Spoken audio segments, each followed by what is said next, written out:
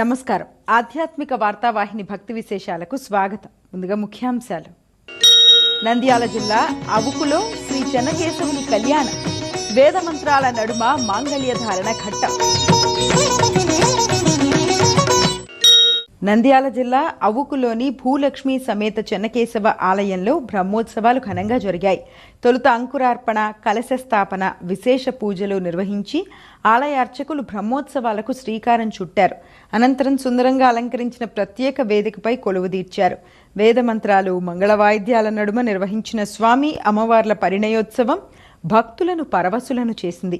ఈ కార్యక్రమానికి ఉభయదారులుగా హాజరైన మంత్రి బీసీ జనార్దన్ రెడ్డి, బీసీ ఇందిరమ్మ దంపతులు స్వామివారి